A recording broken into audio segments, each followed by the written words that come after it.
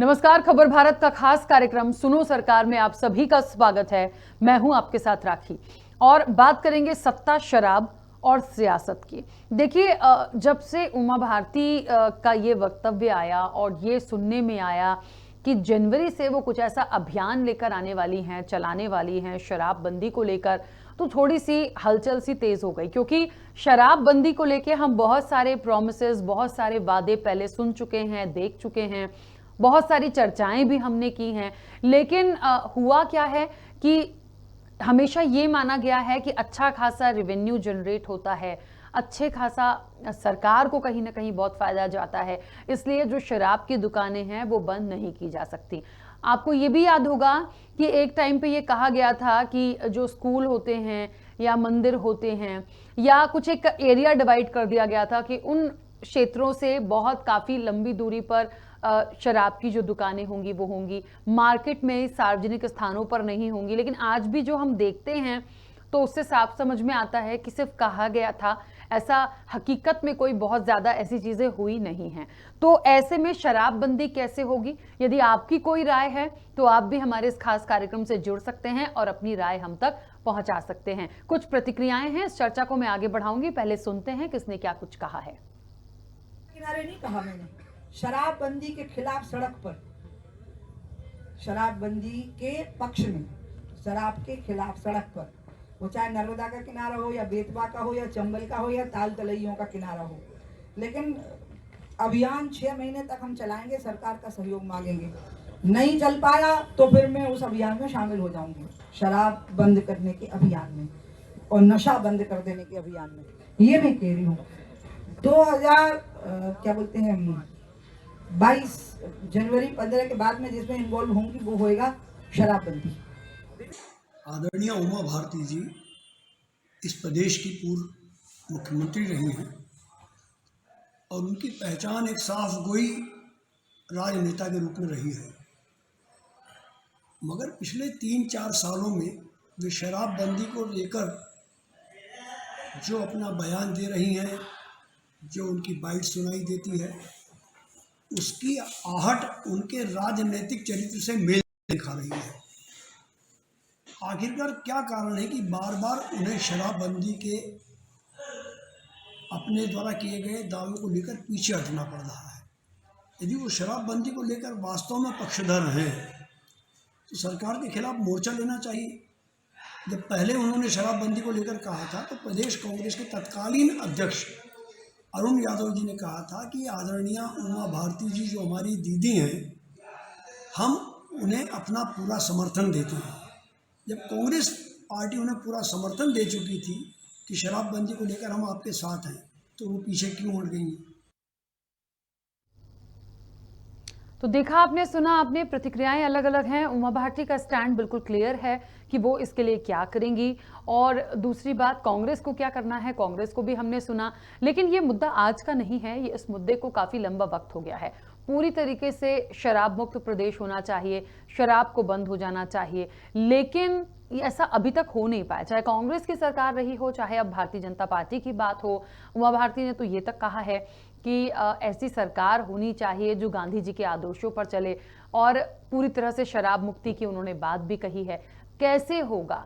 होगा तब कि आज यदि भारतीय जनता पार्टी की सरकार है तो सरकार चाहे तो पूरी तरह से शराब मुक्त मध्य प्रदेश को कर दे, लेकिन ऐसा नहीं हो पा रहा है क्योंकि कहीं ना कहीं प्रॉफिट भी देख रहे हैं। सबसे बड़ी बात है कि इसका हल क्या हो सकता है, क्योंकि यदि इसको बंद भी करते, देखिए एक बात और बहुत महत्वपूर्ण है, यदि बंद भी करते हैं तो दूसरी चीज़ है कि फिर जो अवैध शराब होती हैं वो बहुत ज़्यादा सप्लाई होती हैं, वो पकड़ में आती हैं।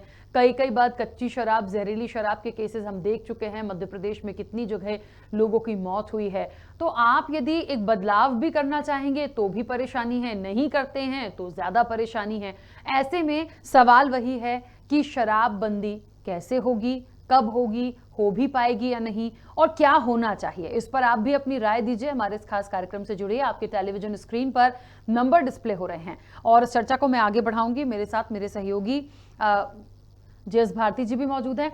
भारती जी, जिस तरीके से आज शराबबंदी पर हम बैठे हैं और चर्चा हमारी चल रही है, उमा भारती ने ये ठान लिया है कि मध्य प्रदेश को शराब मुक्त करेंगे। लगता है कि अभी तक जितनी बातें हम सुनते आए हैं या पहले भी हमने कई बार सुना कि शराबबंदी होगी या होनी चाहिए, लेकिन अभी तक हुआ नहीं, उस पर कुछ बदलाव दिखता। देखिए राकेश जी, हम बात करें तो यदि कांग्रेस या बीजेपी या अन्य किसी भी दल की बात करें तो ये सिर्फ जनता से अपनी सहानुभूति के लिए नशे की जो शराब की दुकान है उसको बंद करने की बात तो करते हैं, कई बार बंद करने की बातें कहीं, लेकिन यदि हम ज़मीनी स्तर पर देखें तो अभी तक किसी भी तरह की किसी भी शासन ने बंद करने के लिए कोई एक्शन प्लान नहीं बनाया। यदि हम आप अभी बात करें वर्तमान में जो शराब है, शराब को उसको टैक्स के दायरे में लाते हुए अभी जो कोई भी यदि फुटकर भी यदि शराब लेता है तो दुकान पर आबकारी विभाग की तरफ से भी बताया गया है कि अब बिल भी दिया जाएगा, बिल लेना आवश्यक है। तो कहीं ना कहीं ये एक बढ़ावा शासन की तरफ से दिया जा रहा है, जिससे कि जो शराब खरीदते हैं लोग तो उसमें टैक्स प्रॉपर सरकार को मिल सके। बिल्कुल। तो देखिए, अब क्योंकि एक बात कही जा रही है, टैक्स की जो बात यहाँ पर भारती जी ने बोली है बिल्कुल सही है, लेकिन सवाल वही है कि हम शराबबंदी पर यदि एक कोई दिग्गज नेता इस तरह की बात करे कि हम शराबबंदी करेंगे, दूसरा सरकार उन्हीं की पार्टी की है, वो क्या कर रहे हैं, वो इस पर कोई स्टैंड नहीं ले रहे हैं। पूरी तरह से शराब मुक्त होना तो मुझे थोड़ा मुश्किल सा लगता है मध्य प्रदेश में भारती जी, और इसलिए भी क्योंकि हम बहुत पहले से इन तमाम चीज़ों के बारे में सुनते आ रहे हैं पर वो इम्प्लीमेंट होते हुए दिखा नहीं। हाँ, उसको आप कैसे इस तरह से डाइवर्ट कर दीजिए कि लोग कम इन्वॉल्व हों उसमें, लेकिन वो भी नहीं। हम धड़ल्ले से देख रहे हैं कि किस तरीके से शराब की बिक्री है, जो नहीं ले पा रहे हैं वो कच्ची शराब बना रहे हैं, वो अवैध शराब की तरफ जा रहे हैं, तो ये एक अलग चीज़ें चल रही। बिल्कुल राकेश जी, हम बात करें शराब की तो अवैध रूप से शराब की भी बिक्री हो रही है, और यदि हम बात करें जो लाइसेंसधारी दुकानें होती हैं जिनके पास लाइसेंस शासन की तरफ से दिए जाते हैं, इसके अलावा भी यदि हम बात करें ग्रामीण क्षेत्रों की भी, तो वो जो दुकान होती है वो ग्रामीण क्षेत्रों में भी शराब की सप्लाई करते हैं, जिससे कि ग्रामीण क्षेत्रों में भी नशे का भरपूर सेवन किया जाता है। और यदि हम इसके दुष्परिणाम देखें समाज में, तो जो नशे का आदी होता है, जो नशे का सेवन करता है, कहीं ना कहीं सामाजिक स्थिति भी उससे खराब होती है। हमने अक्सर देखा है कि घरों में लड़ाइयाँ भी होती है, झगड़े होते हैं, और कई जो क्राइम और अपराध भी शराब के नशे में अक्सर देखे गए हैं राखी। बिल्कुल। तो आपको बता दें कि शरद पूर्णिमा से शराबबंदी के अभियान पर उमा भारती 15 जनवरी 2022 से सड़कों पर इसके लिए प्रदर्शन भी किया जाएगा। उमा भारती एक ऐसी, मुझे लगता है क्योंकि पूर्व में मुख्यमंत्री भी रह चुकी हैं उस प्रदेश की, और केंद्र में अच्छा खासा उन्होंने काम संभाला है। पार्टी की यदि मैं बात करूं तो वो उस व्यक्तित्व की हैं जो बोलती हैं, जो ठानती हैं, वो करती हैं, बहुत बेबाकी से बात रखती हैं। तो यदि शराबबंदी को लेकर वो एक अभियान लेकर निकलेंगी, बात करेंगी, तो मुझे लगता है ये बहुत बड़ी बात होगी। लेकिन भारती जी, एक सवाल बार बार आ रहा है जहन में कि उमा भारती उसी पार्टी की हैं, और यदि वो कोई अभियान चलाती हैं और सरकार को अच्छा खासा रेवेन्यू जनरेट हो रहा है, उससे अच्छा खासा सरकार को फायदा है, तो फिर ये कैसे हो पाएगा?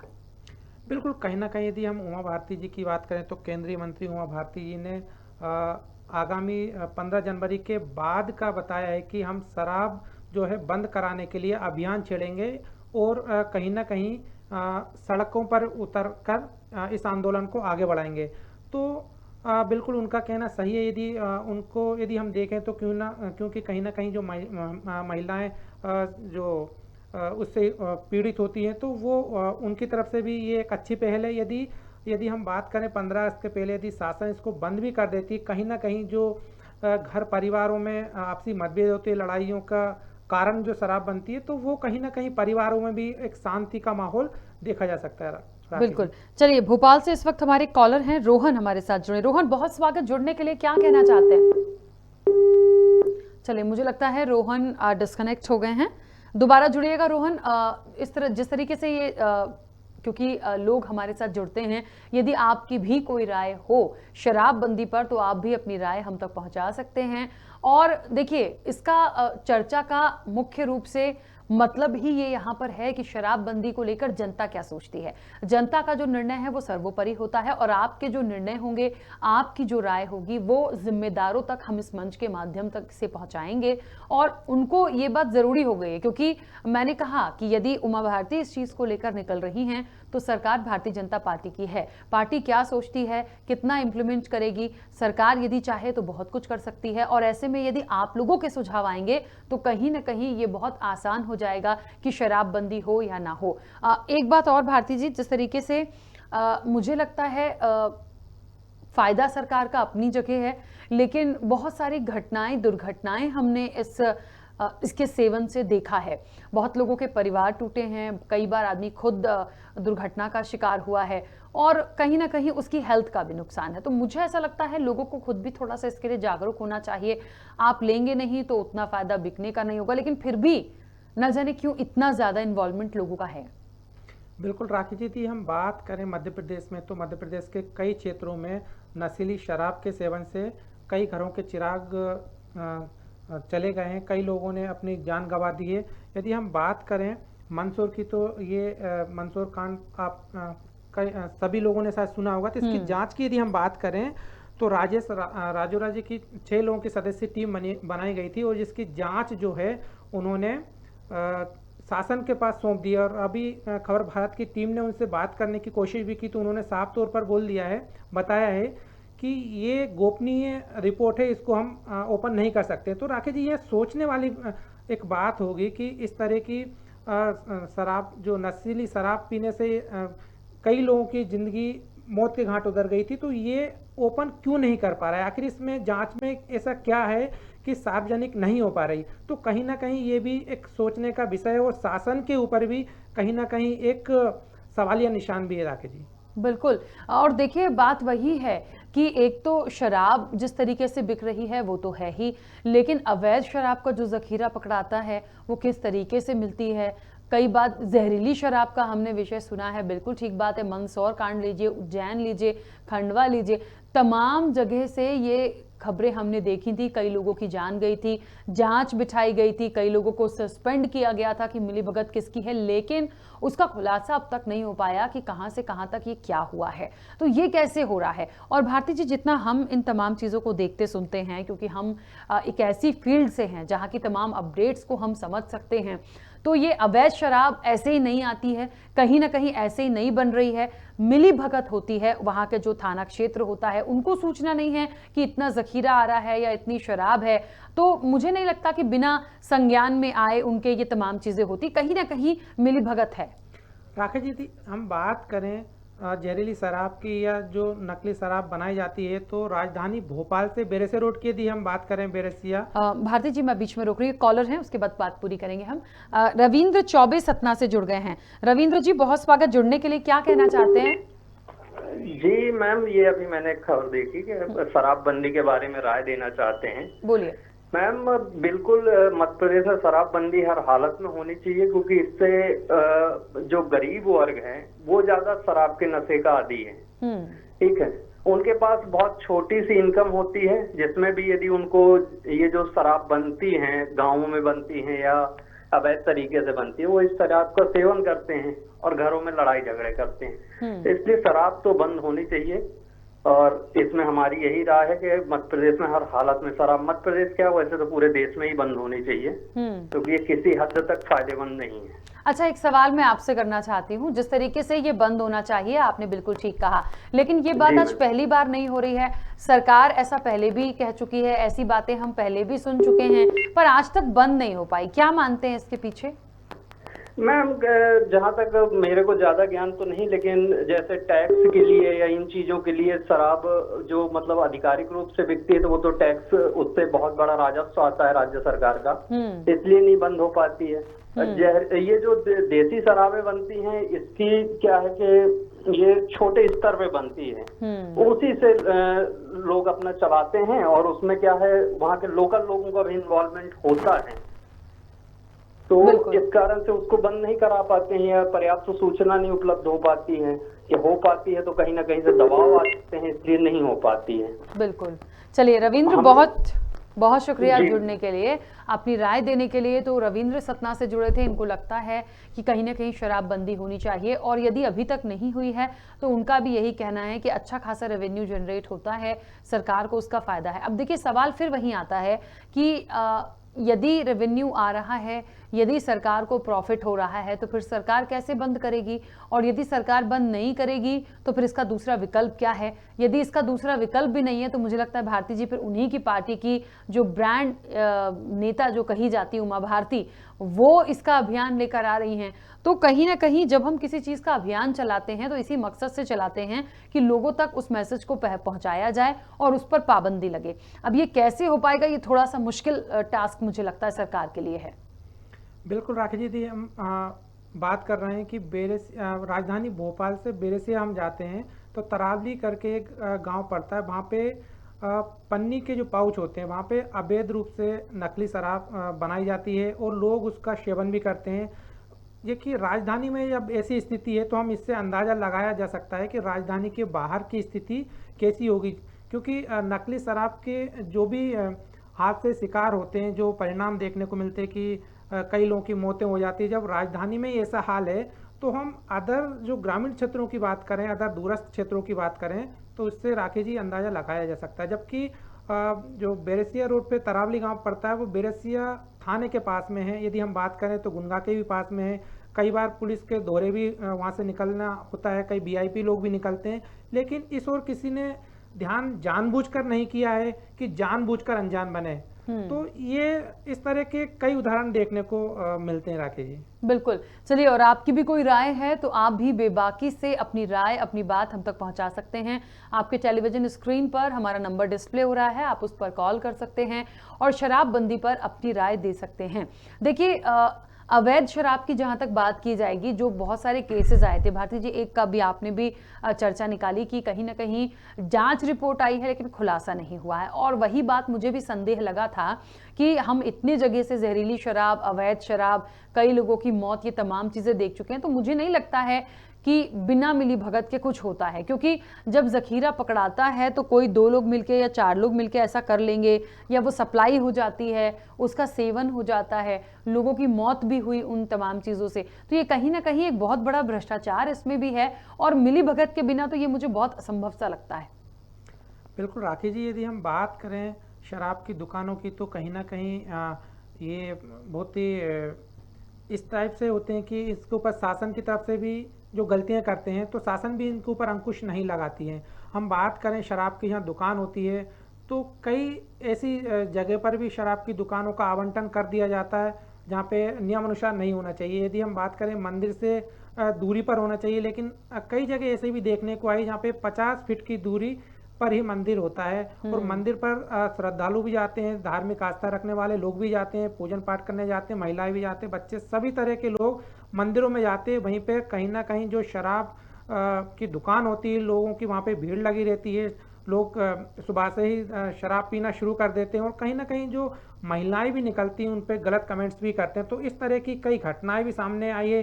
पर यदि हम बात करें तो आखिर ऐसा क्यों होता है, शासन की तरफ से इन पर अंकुश क्यों नहीं लगाया जाता है, और इस तरह नियम अनुसार दुकानों को भी आमंत्रित क्यों नहीं किया जाता, नियमों को ताक पर रखकर दुकानों को क्यों इस तरह से दे दिया जाता है, आवंटन कर दिया जाता है। तो ये एक चिंता का विषय, राजधानी में इस तरह के कई एग्जाम्पल हैं, तो फिर हम दूरस्थ क्षेत्रों की क्या बात करें राखी जी। बिल्कुल, तो देखिए सवाल वही है कि कहीं ना कहीं मिली भगत है। दूसरी चीज़ सबसे बड़ी, इसको बंद करने के लिए एक बहुत बड़ा टास्क और चैलेंज भी है सरकार के लिए, क्योंकि कहीं ना कहीं यदि वो टैक्स वसूल नहीं पाएंगे या वो उतना रेवेन्यू नहीं आएगा तो फिर उसकी पूर्ति सरकार कैसे करेगी। क्योंकि मुझे लगता है पेट्रोल, डीजल, शराब, ये एक अच्छा सोर्स ऑफ सरकार के लिए बहुत अच्छा रेवेन्यू जनरेट करने वाला साधन है, तो वो इतनी आसानी से इन तमाम चीज़ों को नहीं करेंगे। लेकिन इसके माध्यम से लोगों का परिवार, लोगों का जीवन, लोगों की हेल्थ जो खराब हो रही है, और इस नशे की आदत से जो क्राइम बढ़ा है उसका क्या करेंगे। तो इसके लिए मुझे लगता है सरकार को थोड़ा सा गंभीरता से सोचना चाहिए। लेकिन इसका दूसरा विकल्प क्या हो सकता है भारती जी, यदि इसको पूरी तरह से बंद ना भी ये कर पाए, मान लीजिए, क्योंकि मुश्किल टास्क है, तो इसके लिए कुछ सरकार ऐसा कर सकती है कि कम से कम ये आधा हो जाए, कुछ ऐसा कम किया जाए या कुछ ऐसी चीज़ों को ऐड ऑन किया जाए कि आप दूसरी जगह से रेवेन्यू जनरेट करें। मतलब कुल मिला के लोगों के लिए तो ये नुकसानदेह चीज़ है, कोई बहुत फायदेमंद चीज़ तो है नहीं। तो कैसे और कोई विकल्प आपके हिसाब से कि क्या सरकार कर सकती है? देखिए राकेश जी, जो नशे के आदी होते हैं उनको एकदम से नशा छुड़ाना भी बड़ी मुश्किल विषय होता है। तो सरकार को जो नशे के आदी होते हैं उनको कहीं ना कहीं अवेयर करना चाहिए और नशा छुड़ाने के लिए शासन को नशा मुक्ति केंद्र का अधिक से अधिक क्रियान्वयन करना चाहिए, जिससे कि जो लोग वास्तव में समझते हैं कि हाँ ये नशा करना गलत है लेकिन वो छोड़ नहीं पाते, कहीं ना कहीं जो बुरी आदत होती है उनको भी पता होती है, जो लोग सेवन करते हैं लेकिन वो इतने उसके ऊपर डिपेंड हो जाते हैं कि उसको छोड़ना मुश्किल हो जाता है। तो शासन को कहीं ना कहीं नशा मुक्ति केंद्रों का भी निर्माण कराना चाहिए इस तरह जो लोग पीड़ित होते हैं उनको, ताकि लोग वहाँ पे जाके और शराब के जो आदी हैं उससे थोड़ी सी मुक्ति मिल सके उन लोगों को भी। बिल्कुल। चलिए, भोपाल से अंकित श्रीवास्तव हमारे साथ जुड़े। अंकित, बहुत स्वागत जुड़ने के लिए, क्या कहना चाहते हैं? जी बिल्कुल, एक मैं बात कहना चाहता हूँ, जैसा कि अभी मैं आपके कार्यक्रम में सुन रहा था कि जो भारतीय सैनिक एक बात कह रहे थे कि नशा मुक्ति केंद्र खोलने चाहिए। नशा मुक्ति केंद्र तो बिल्कुल खुलने चाहिए, बिल्कुल अच्छा है, लेकिन केंद्र खोलने से कुछ नहीं होता। नशा छोड़ने के लिए भी वहाँ पे लोग पहुंचे, क्योंकि नशा छोड़ने के लिए भी अगर लोग वहाँ पे जाएंगे कभी वो नशा मुक्ति केंद्र जो है वो अच्छी तरीके से संचालित होंगे। सरकार का एक मोटेम रहता है, लेकिन जो अभी विगत दिनों जो उमा भारती ने एक अल्टीमेटम दिया है जो प्रदेश की सरकार को कि 15 जनवरी, शायद जनवरी में, मेरे को तारीख कंफर्म नहीं, लेकिन जनवरी तक का एक अल्टीमेटम दिया है कि शराब मुक्त जो है मध्य प्रदेश हो। तो कहीं ना कहीं अगर हम बात करें तो रेवेन्यू की भी इस पे बात आती है, क्योंकि शराब से शायद ज्यादा रेवेन्यू जाता है, सरकार को ज्यादा लाभ होता है। तो शराब पूर्णतः बंद करना, लेकिन गुजरात में कैसे बंद हो गई दुकानें? अगर हम गुजरात की बात करें तो गुजरात में पूरा मुक्त जो है शराब वहाँ पे कहीं नहीं मिलती है, गुजरात में बिल्कुल मुक्त है, बिल्कुल नशा मुक्त गुजरात है। तो मध्य प्रदेश में भी कुछ ऐसा ही होना चाहिए कि यहाँ पे भी जो है शराब की जो दुकानें हैं जो संचालित हो रही हैं ये बंद होना चाहिए। तो अपने आप जो नशे के जो आदी लोग हैं जब उन्हें चीजें नहीं मिलेंगी, जैसे अगर हम लॉकडाउन की बात करें तो लगभग 2 साल का लॉकडाउन रहा, और लॉकडाउन के दरमियान कुछ लोगों ने जो है, जैसे कुछ मेरे दोस्त हैं, उन्होंने जो कंटिन्यू जो शराब पीते थे शायद उन्होंने आज बिल्कुल कंटिन्यूटी नहीं रखी, क्योंकि लॉकडाउन के दरमियान शराब के रेट जो है आसमान छू रहे थे। अगर ब्लैक में अगर ये शराब बिक रही थी या कोई भी नशे का जो सामान बिक रहा था वो डबल से ट्रिपल रेट पे बिक रहा था, 4 गुना रेट पे बिक रहा था। तो जो सक्षम थे वो लोग तो ले रहे थे, लेकिन जो नहीं थे सक्षम उन लोगों ने शायद अब नशा छोड़ दिया है। तो अगर हम बात करें तो जो नशे के आदी थे अब वो हमारे मध्य प्रदेश का अगर ये अपना आंकड़ा निकालें तो लॉकडाउन के बाद शायद नशे के आंकड़े में कुछ तो कमी आई होगी कि अब लोगों ने शराब छोड़ी। क्योंकि 10 से 20% की भी अगर बात करें तो बड़ी बात है कि उसने मध्य प्रदेश में जो है 10 से 20% लोगों ने शराब छोड़ दी और वो नशे को छोड़ना चाहते हैं। बिल्कुल। चलिए अंकित, बहुत शुक्रिया जुड़ने के लिए, अपनी बात रखने के लिए। देखिए, कई सारे लोग हमारे साथ जुड़ रहे हैं और बात वही है कि कोई इसका पक्षधर नहीं लगता। ये वो जनता है जिसकी आवाज में ताकत होती है, और जनता की आवाज मजबूत भी होती है क्योंकि जनता ही अपने जनप्रतिनिधि चुनती है। जनता ही के जनप्रतिनिधि जब चुनकर आते हैं तो सरकार बनती है। तो कहीं ना कहीं इनकी जो राय है वो बहुत महत्वपूर्ण है। सरकार को उसको गंभीरता से लेना होगा, समझना होगा। गुजरात का उदाहरण यहाँ पर दिया ही है भारती जी, जिस तरीके से गुजरात का उदाहरण अंकित जी ने यहाँ पर दिया और कहा भी, और ये बिल्कुल सीखने के लिए है कि जब पूर्णतः गुजरात में शराब बंद हो सकती है तो मध्य प्रदेश में हम क्यों नहीं कर सकते? ऐसी कौन सी तकलीफ हो जाएगी? बहुत समय से इस बात को हम उठाते आ रहे हैं, आज हम चर्चा भी कर रहे हैं, जनता की राय भी ले रहे हैं, क्यों नहीं कर पा रहे हैं और कैसे किया जा सकता है? इसके लिए मुख्य रूप से मुझे लगता है कि सरकार ही जिम्मेदार है, क्योंकि सरकार की इच्छा शक्ति के ऊपर है कि वो क्या करना चाहती है। बिल्कुल राकेश जी, हम बात करें सरकार की ओर से तो सरकार का रेवेन्यू जो है काफ़ी हद तक शराब के बिक्री से आता है। तो कहीं ना कहीं शासन ये भी चाहती है कि जो इतना रेवेन्यू आता है वो दूसरी तरीके से कहाँ से आ सकता है। तो यदि सरकार शराब को एकदम से बंद भारती जी, मैं बीच में रोक रही हूँ। सुनील तिवारी सतना से जुड़ गए हैं। सुनील जी, बहुत स्वागत चर्चा में जुड़ने के लिए, क्या कहना चाहते हैं? जी, पहले तो धन्यवाद दूंगा मैडम, और फिर दूसरी बात ये कहूंगा कि मैं थोड़ा सा आज 1 मिनट का ज्यादा समय लूंगा और मैं पूरी भूमिका पे चर्चा करूंगा, शराबबंदी पे। बोलिए। मैडम, मैं ये कहूंगा कि शराबबंदी वास्तव में बहुत अच्छा निर्णय है, क्योंकि मैं बताऊं कि पिछले अक्टूबर से जनवरी के बीच उज्जैन और मुरैना में जो है, अगर देखा जाए तो 38 लोगों की मौत हुई। तो निश्चित तौर पे शराब मौत का कारण जहां बन रही है, चूंकि जहरीली शराब से हुई थी, पर इसके पीछे के कारण क्या है? सबसे बड़ी चीज मैं एक बात कहूं कि इसमें अभी शराब से और पेट्रोल डीजल से, अभी आप भी वही कह रही थी, मैं भी वही बताऊं कि सबसे ज्यादा इनको राजस्व मिलता है सरकार को। हाँ। अभी 2021 में 15,000 करोड़ रुपए का राजस्व मिला।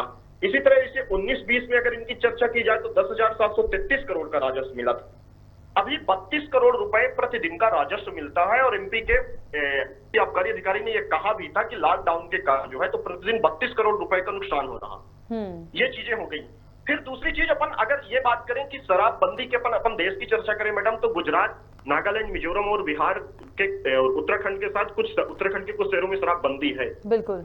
पर सर्वेक्षण अगर इन सब की बातों को किया जाए, चूंकि मुझे एक बात याद आ रही है, केरल के मुख्यमंत्री पिनराई विजयन जी की, उन्होंने कहा था कि शराबबंदी के परिणाम पूरी दुनिया में सकारात्मक नहीं रही। शराबबंदी के कारण अवैध शराब और ड्रग्स के आदी होने का खतरा बढ़ सकता। निश्चित तौर पे बिहार को देखा जा सकता है, बिहार के हालात क्या हैं। एक और तो वहां कह रहे हैं कि शराबबंदी है, लेकिन अगर बिहारी लोगों से चर्चा की जाए तो वो बताते हैं, मैडम अभी मेरी 2-3 दिन पहले ही कुछ बिहारी लोगों से चर्चा हुई थी, उन्होंने बताया कि ऐसा कोई घर नहीं है जहां पे माने शराब एक हिसाब से ना हो, उनके पास शराब ना आती हो। तो जब बंदी है तो शराब आ कहां से रही है?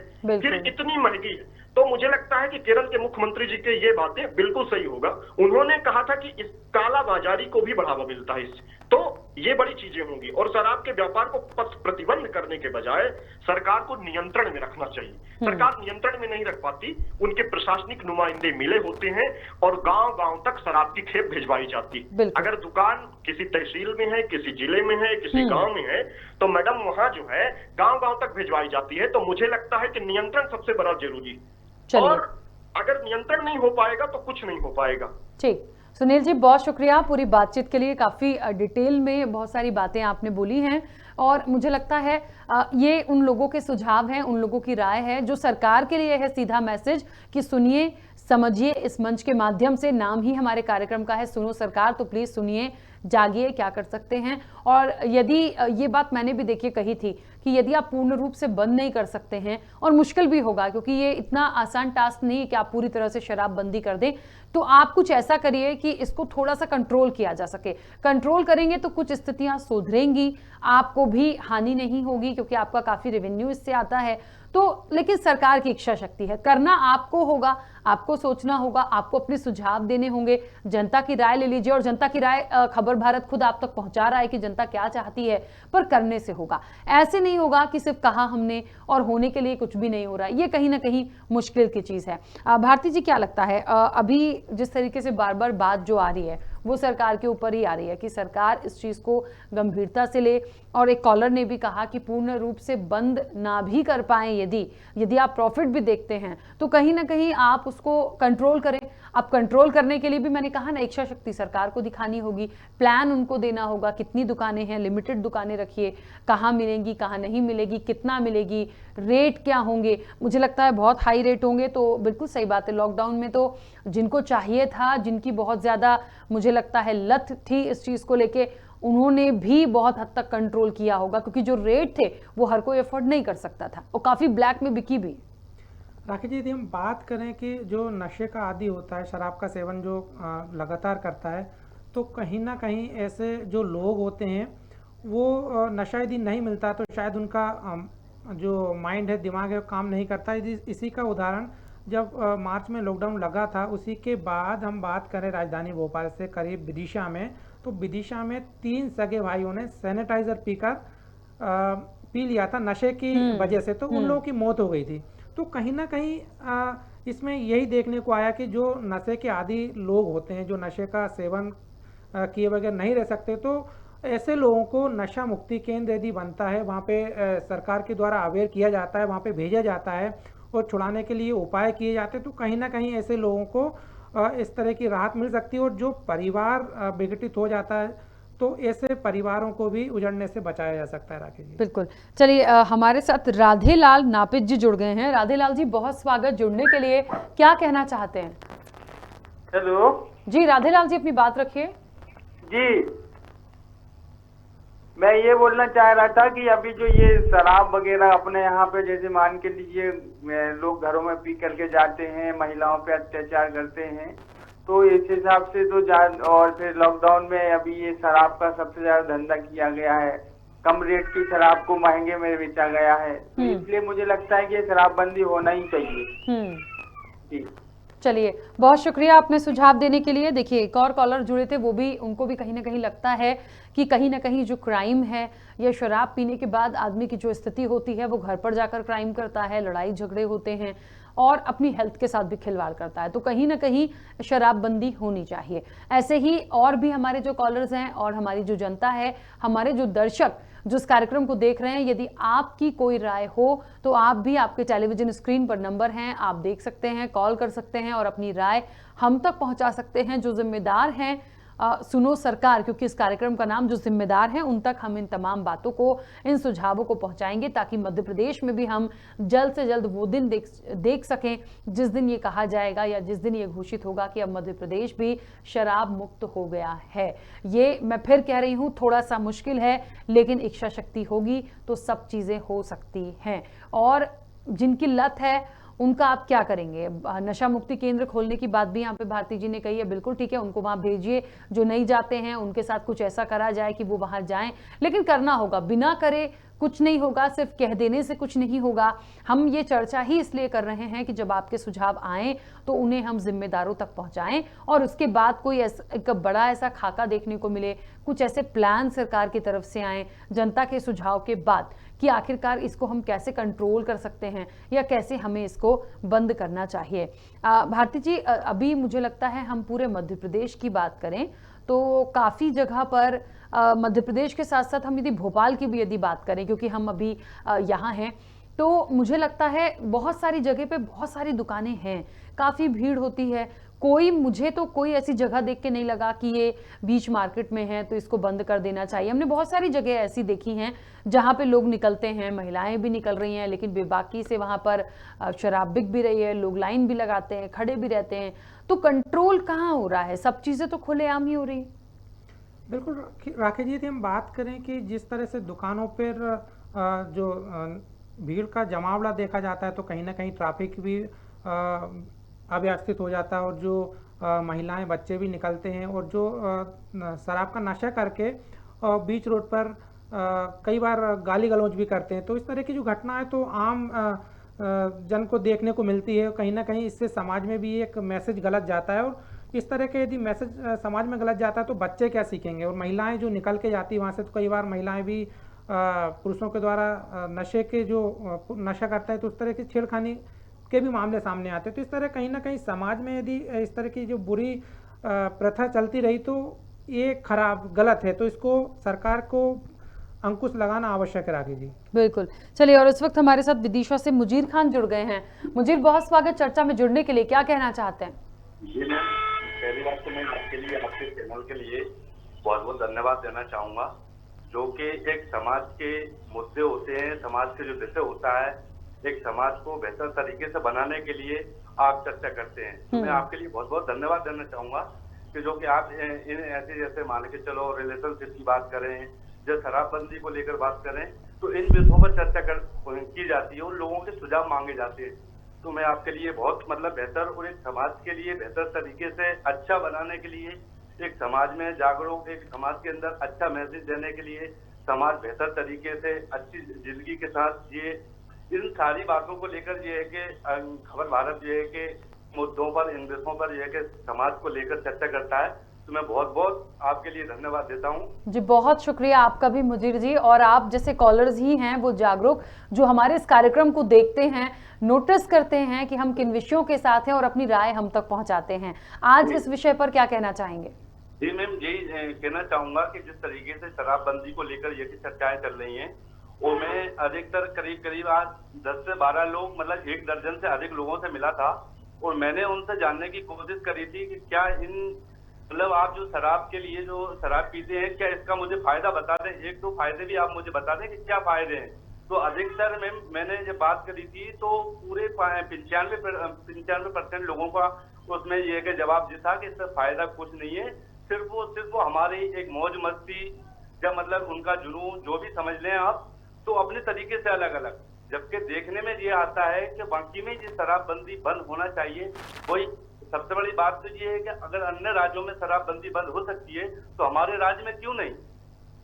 बिल्कुल, चलिए बिल्कुल अधिकतर देखने में आ रहा है कि मैडम के ग्रामीण क्षेत्रों में बड़े पैमाने पर बड़े स्तर पर जो है कि एक नशे का कारोबार हो रहा है और एक शराब को लेकर ग्रामीण क्षेत्रों में अवैध तरीके से जो है कि जैसे मान के चलो कच्ची जो शराब जिसको बोलते हैं ग्रामीण क्षेत्रों में वहां पर जो बनाई जाती है और बड़े पैमाने पर मतलब ये है कि ग्रामीण क्षेत्रों में और तो और जैसे मान के चलो नगरी है जब मतलब शहर है पास में कोई मार्केट है तो मार्केट से ग्रामीण क्षेत्रों के अंदर जो है कि उसका मतलब शराब का बड़ी तेजी से जो है कि तेज गति से और उस शराब के लिए बेची जा रही है। यानी कि जो नई युवा और नई पीढ़ी जो है तो वो कहीं ना कहीं इसमें नशे की लिप्त में वो भी जो है कि काफी तेजी से काफी मतलब जो है कि गति से आगे बढ़ रही है। और इससे होता क्या है कि एक समाज के अंदर एक परिवार के अंदर मैसेज इसका गलत भी जाता है, एक परिवार भी टूट जाता है।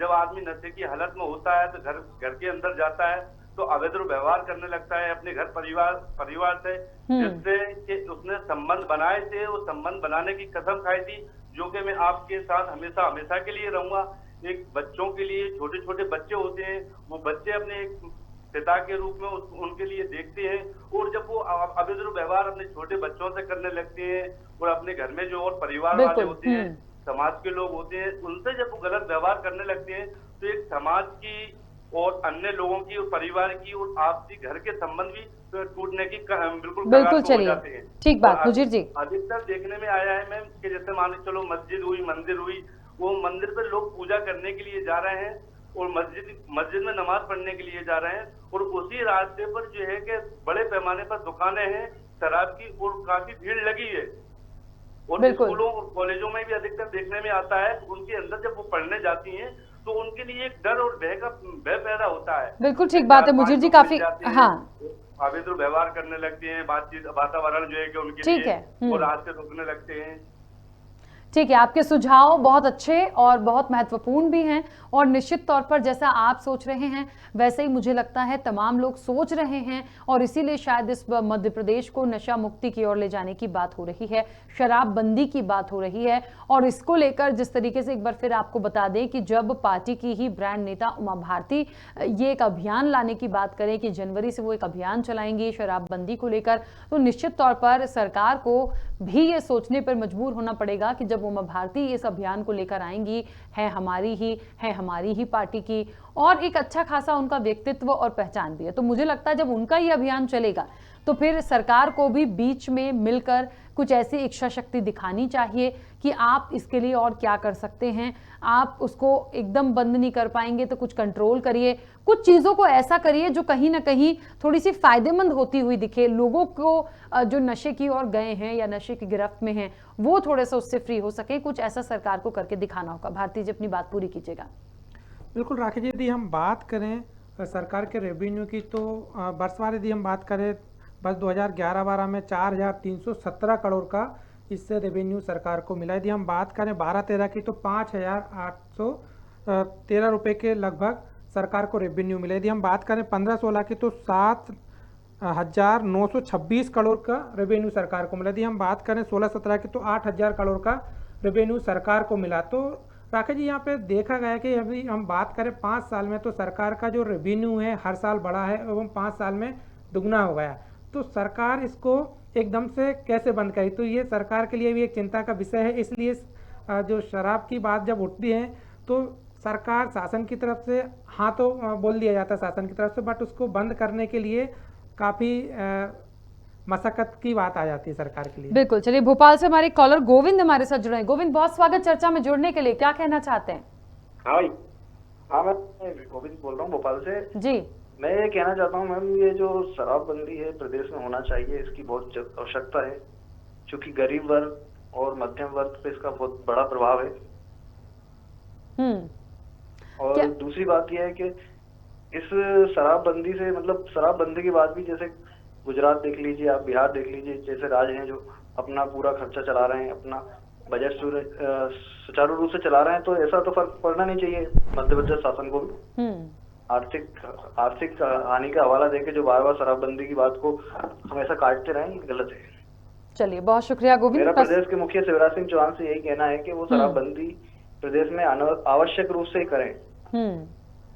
चलिए, आपका ये सुझाव, बिल्कुल आपका सुझाव बहुत महत्वपूर्ण है और ये सुझाव प्रदेश के मुखिया तक जरूर पहुंचेगा, क्योंकि इस कार्यक्रम का मुख्य मकसद ही ये है कि आपकी जो राय होगी वो सुनो सरकार नाम है तो सरकार तक पहुंचे और इस पर इम्प्लीमेंट जल्द से जल्द हो, क्योंकि हम भी हैं और आप जैसे लोग हैं, आप जैसी जनता है मध्य प्रदेश की जो कॉल करती हैं, जागरूक हैं इन तमाम विषयों को लेकर और चाहते हैं कि नशा मुक्त मध्य प्रदेश होना चाहिए। तो निश्चित तौर पर आप लोगों के सुझाव, आप लोगों की राय बहुत महत्वपूर्ण है और सरकार तक जरूर पहुंचाएंगे और उम्मीद करते हैं कि सरकार कोई ऐसा निर्णय ले ताकि वाकई में हम एक दिन वो मध्य प्रदेश को भी शराब मुक्त होता देख सके। भारती जी। बिल्कुल राकेश जी, यदि हम बात करें शासन की, तो शासन जब जो नशीली शराब से कई लोगों की मौतें हो जाती है, सरकार पर सवालिया निशान खड़े हो जाते हैं, तो सरकार कहीं ना कहीं जांच एजेंसी बना देती है और जांच एजेंसी की जो रिपोर्ट होती है वो भी उजागर नहीं हो पाती है।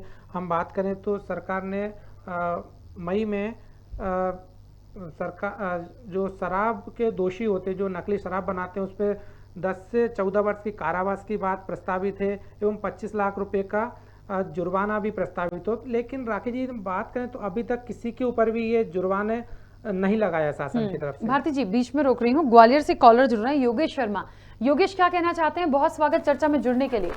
जी मैम, मैं यही कहना चाहता हूँ मैम कि जो जिस प्रकार से मैम ये मध्य प्रदेश में शराबबंदी को लेकर मैम जो उमा भारती ने जो ये बयान दिया था मैम, मेरे हिसाब से मध्य प्रदेश में फिलहाल तो शराबबंदी नहीं होनी चाहिए, क्योंकि मैं बता दूं, मैं अब मेरे नजरिए से अगर मैम देखा जाए तो कि शराबबंदी जो कि इससे होगी, इससे मध्य प्रदेश को भारी राजस्व का नुकसान होगा, क्योंकि शराब की अगर निरंतर बिक्री रही और लोग इसको सही मायने में लेते रहे तो मुझे ये लगता है कहीं ना कहीं इससे मध्य प्रदेश को राजस्व की भारी आपूर्ति होगी, क्योंकि कहीं ना कहीं मध्य प्रदेश सरकार की हम बात करें तो आज मध्य प्रदेश काफी कर्जे में डूबा हुआ है। तो अगर इस स्थिति में अगर शराबबंदी की जाती है तो कहीं ना कहीं ये लगता है कि मध्य प्रदेश के राजस्व को, सरकार के राजस्व को उससे बहुत ज्यादा हानि होगी। जी मैम। अच्छा, लेकिन योगेश ये भी तो बताइए, यदि पार्टी की जो दिग्गज नेता हैं उमा भारती, वो इस अभियान को लेकर निकल रही हैं कि शराब मुक्त मध्य प्रदेश होना चाहिए, तो चलिए एक बात ठीक आपने बोली, हम भी वही बात कर रहे थे कि राजस्व रेवेन्यू बहुत अच्छा जनरेट होता है, कहीं ना कहीं नुकसान होगा, पूरी तरह से बंद ना हो लेकिन कंट्रोल तो किया जा सकता है। जी बिल्कुल मैम, इस विषय में मैम मैं आपके बिल्कुल आपकी राय के बिल्कुल साथ हूँ, क्योंकि शराबबंदी पूरी तरीके से बंद नहीं होनी चाहिए, लेकिन कहीं ना कहीं इस पर एक लगाम लगना चाहिए, क्योंकि देखा जाए तो मध्य प्रदेश में पिछले कई सालों से अवैध शराब को लेकर काफी चर्चाएं आए दिन होती रहती है, तो इस पर कहीं ना कहीं अगर ये एक सरकार अपने नियंत्रण में रख के इस कार्य को करे तो बहुत ही बेहतर होगा। जी मैम। चलिए, बहुत शुक्रिया जुड़ने के लिए योगेश। देखिए, ग्वालियर से हमारे साथ जुड़े थे योगेश। भारती जी, यहाँ पे योगेश का कहना ये है कि शराबबंदी मत करिए, क्योंकि मध्य प्रदेश बहुत ज़्यादा कर्जे में डूबा है और उसकी पूर्ति कैसे हो पाएगी ये मुश्किल जाएगा कहीं ना कहीं। हाँ, लेकिन वो इस बात से सहमत है कि कंट्रोल करिए। अब बात वही है कि आप पूरी तरह से बंद नहीं करते हैं तो कंट्रोल, आप कंट्रोल कैसे करें होंगे, ये सरकार को ही करना है, पर मुझे लग नहीं रहा, क्योंकि ऐसा कोई खाका मैंने तो मेरे संज्ञान में तो नहीं है भारती जी की देखा हो कि हम शराब मुक्ति को कम कर लेते हैं या हम इसके लिए इन चीज़ों को कम कर देते हैं तो शायद कम हो जाए। सुना बस यही है कि शराब मुक्त मध्य प्रदेश हो, पर हो नहीं पाया आज तक।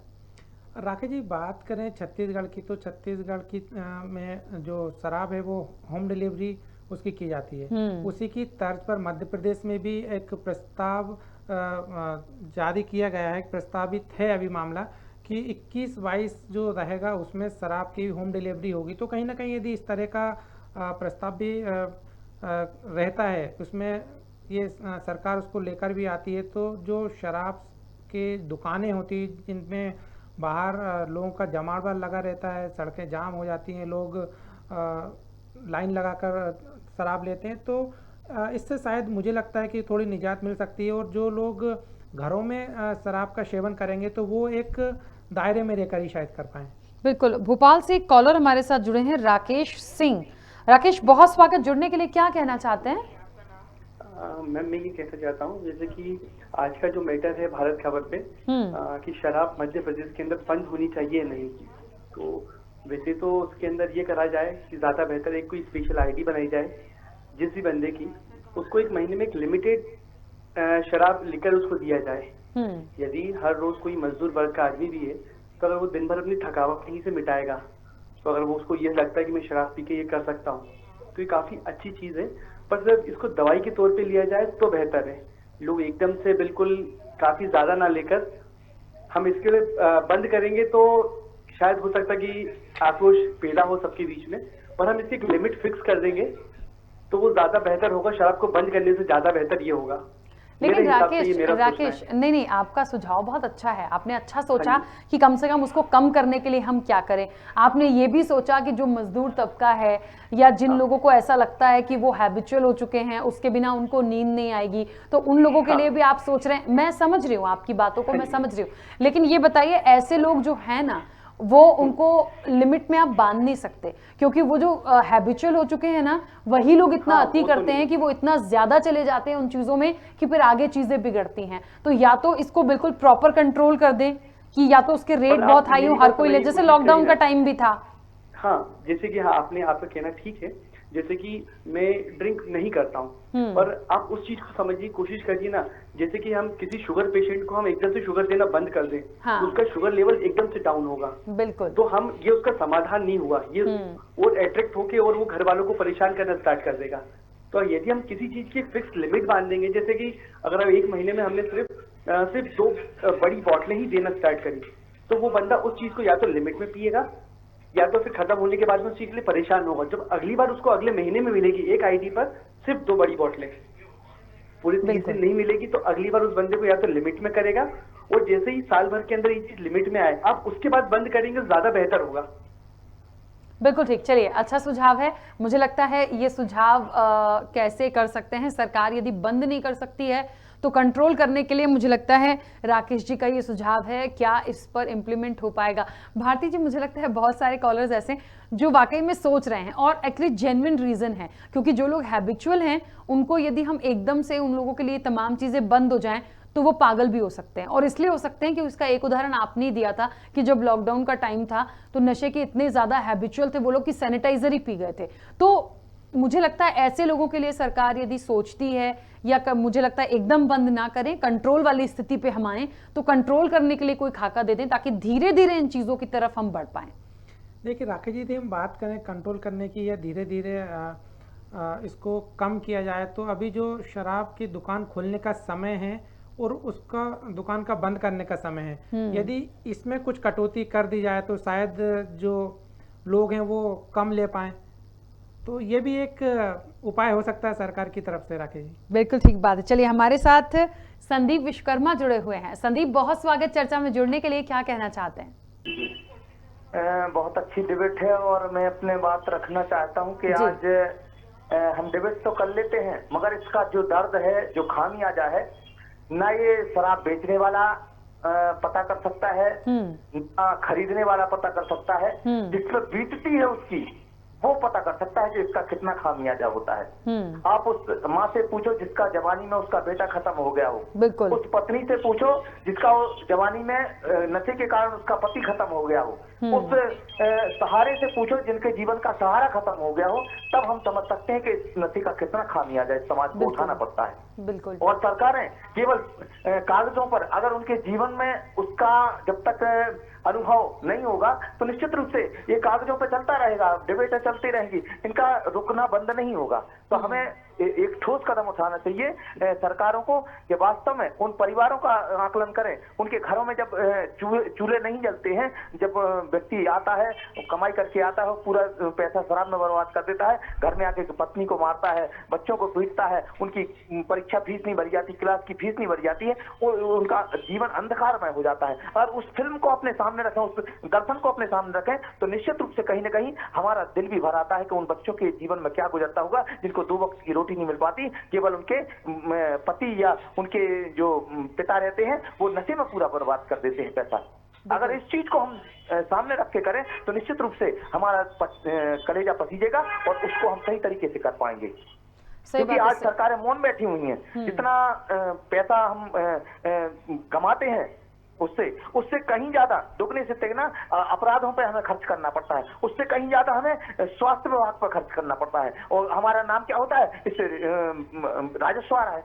अरे उसका कैलकुलेशन तो करो कि कितना आ रहा है और कितना जा रहा है। और जाने के बाद में हमारा चरित्र का हनन होता है, वो अलग होता है। हमारी व्यवस्थाएं वो अलग होती हैं, परिवार वो अलग होते हैं। तो इसलिए हमें अगर कहीं ना कहीं ये केवल गर्त में जाने का कारण है। आज हमें जिस तरीके से बिहार में बंदी हुई थी, जिस तरीके से गुजरात में बंदी हुई थी, उनके मॉडल को लेकर हमें काम करना चाहिए। ठीक है, केवल बातों से काम चलने वाला नहीं है। आज सरकार बोलती है कि हम पूर्णबंदी चाह रहे हैं। पूर्णबंदी क्या? ठीक है संदीप जी, पूर्णबंदी होगी कैसे? आपके सुझाव, आपकी बातों को मैं बहुत अच्छे से समझ पाई हूं और मुझे लगता है जो जिम्मेदार हैं, जो इस कार्यक्रम को देख रहे हैं और उन तक ये बात पहुंचेगी तो वो समझेंगे कि आखिरकार आज हम इस विषय पर क्यों हैं, क्यों शराबबंदी की बात हो रही है, क्यों उमा भारती इसको लेकर अभियान चलाने की बात कर रही हैं, कैसे इसको कंट्रोल किया जाए, कैसे इसको बंद किया जाए। थोड़ा सा हमें गंभीरता से इन तमाम चीज़ों को लेना होगा, क्योंकि ये सिर्फ आज की चर्चा नहीं है। बहुत पहले से हम ये सुनते आ रहे हैं कि नशा मुक्त मध्य प्रदेश हो, लेकिन ऐसा हो नहीं पा रहा। भारती जी।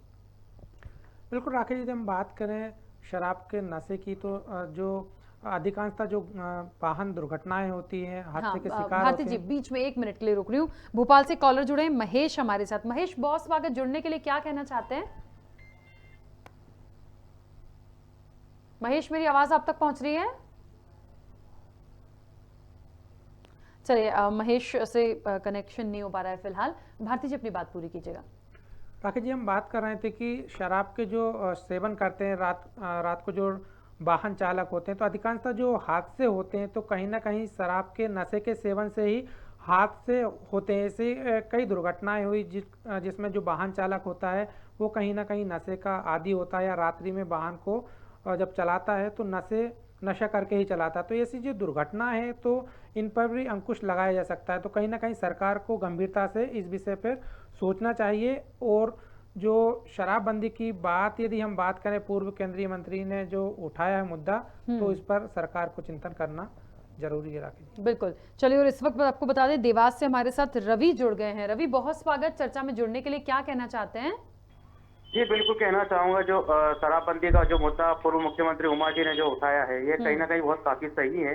क्योंकि आज वर्तमान में हम देखें प्रदेश की स्थिति तो ग्रामीण क्षेत्र में भी शराब अवैध रूप से बहुत धड़ल्ले से बिक रही है, जिसका असर युवाओं पर भी देखा जा रहा है। और आए दिन शराब के कारण हत्याएं भी हो रही है, विवाद भी हो रहे हैं। तो कहीं ना कहीं प्रदेश में शराब की जो अवैध बिक्री है, जो अवैध शराबबंदी पर जो पूर्व मुख्यमंत्री उमा भारती जी ने जो मुद्दा उठाया है, कहीं ना कहीं काफी सही है और प्रदेश के हित में ही ये मुद्दा रहेगा। बिल्कुल। चलिए, बहुत शुक्रिया अपना सुझाव देने के लिए। देवास से रवि हमारे साथ जुड़े थे।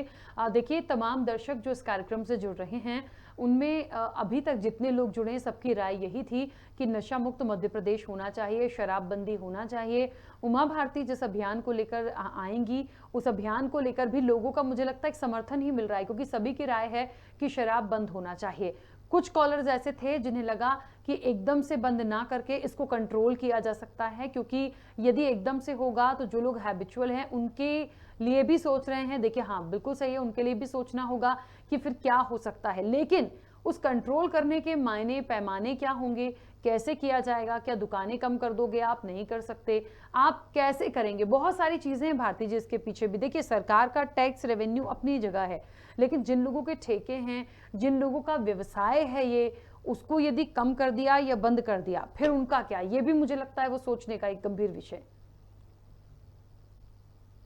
बिल्कुल राकेश जी, जैसे कि जो इस व्यवसाय से लगे हैं कहीं ना कहीं तो उनको इतना फर्क नहीं पड़ेगा, क्योंकि इसके गलत सेवन से जिन घर परिवारों के चिराग चले जाते हैं, कहीं ना कहीं जिस घर में लड़ाई झगड़े आम रोजाना होना रहता है, तो ये इसके दुष्परिणाम जितने अधिक हैं उसको मुझे लगता है कि राखी ये यदि शराब का बंद करना जो है वो समाज के लिए हितकारी रहेगा। बिल्कुल चलिए, तो प्रदेश में शराबबंदी कराकर रहेंगी उमा भारती। उन्होंने कहा है जनवरी में शराबबंदी अभियान को लेकर वो आएंगी, सड़कों पर भी आएंगी और इसको लेकर जनता का कितना समर्थन होगा ये देखने लायक होगा। लेकिन हाँ, जनता का क्या समर्थन होगा, जनता क्या सोचती है, क्या करना चाहती है, वो उनकी जो राय है वो हमारे इस मंच से हम भी सुन पा रहे हैं, जिम्मेदार भी सुन रहे हैं और वो भी समझ रहे होंगे कि आखिरकार आगे उनको क्या करना है। देखिए, कोई एक चीज एकदम से नहीं हो सकती, लेकिन इच्छा शक्ति होना बहुत जरूरी है। एक और कॉलर हमारे साथ जुड़े हैं भोपाल से, विशाल। विशाल, बहुत स्वागत चर्चा में जुड़ने के लिए। क्या कहना चाहते हैं? मैडम, मैं कहना चाहता हूँ कि शराबबंदी नहीं होनी चाहिए, पूर्णतः बंद। क्यों, बताइए।